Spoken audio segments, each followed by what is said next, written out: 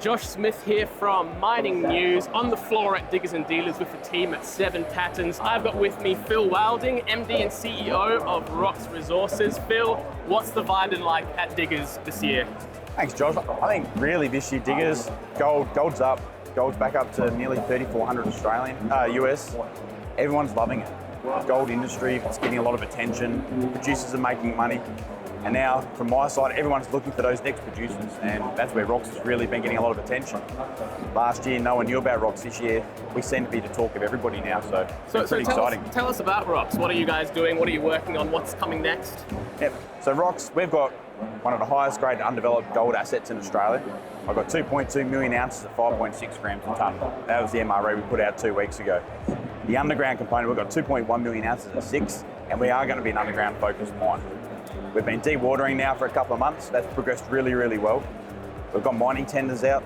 We're getting ready to start developing our exploration declines in October.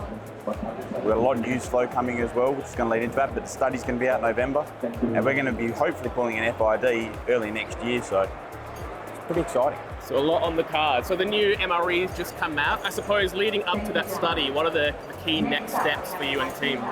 Yep, so again, with the MRE, that's going to go into the new mine plan.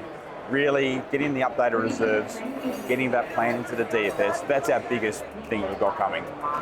It's going to be a step up from where our PFS was last year. So our PFS last year was fantastic metrics, much lower gold price as well, but we're also being cognizant of that.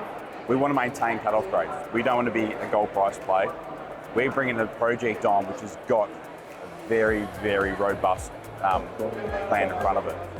So all the work's going into that. Network, that's due any time now. We know the study work's done in the background, we're just waiting on the results to come through. That'll then feed to the last parts of the mill design, and that's in play at the moment. Dewatering updates, we'll keep them coming. Mining contract, we'll announce that hopefully in the next 4 weeks.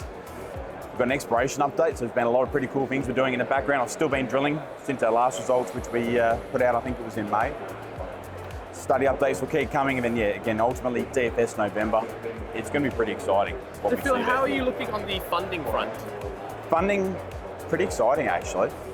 Because we have such a low-cost project, high grade, the banks are really looking for project financing deals. We have a couple of the big takeovers which have happened last year. It's taken a lot of money off the table, so the banks are really wanting to deploy. We're getting indicative term sheets which have been credit approved, fantastic rates, no hedging requirements, and quite large gearing positions. So we're pretty confident we're going to be able to get this thing off the ground without a massive amount of dilution and on really good terms. And Phill, I've heard, especially in the last 2 to 3 years, that explorers and developers have really struggled to find a bit of investor interest, get some buzz going. Is that still kind of the case, or is it changing this year at Diggers? I think it's a really interesting one. The Northern Hemisphere is really confusing everybody. The producers, they seem to be getting a bit of love on the market. We all seem to be able to pull money on a cap raise, but getting share price appreciation has been the harder part. Seeing in the last few weeks, it's starting to pick up a little bit. I know we've got a few funds who have been looking at us a bit closer. I think it's going to start improving more and more. Like, again, Diggers this year, it's been a really good vibe on all of that front. We're talking to a lot of people right now, and in our terms, people are seeing this is actually going to happen. We've solved our med issues, so again, we'll get that out shortly. I think that's really going to start changing that landscape. And I suppose last one that everyone's wanting to talk about, from your perspective, where's gold going from here? Keeping in mind, obviously, that you'd like it to go higher. I wish I'd know, because I'd buy it if it was where I bought, but I think we've got a few years still. We've got instabilities in the north. It's going to keep pushing it up. Rates coming down, potential cuts coming in the US, it's going to push pricing up where I can see it.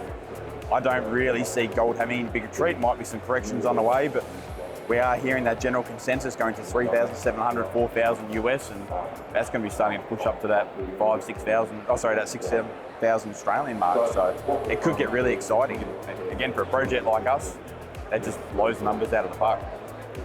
Well, thank you very much, Phill Wilding, Rocks Resources. Stay tuned for more updates from the floor at Diggers from Mining News and 7 Patterns.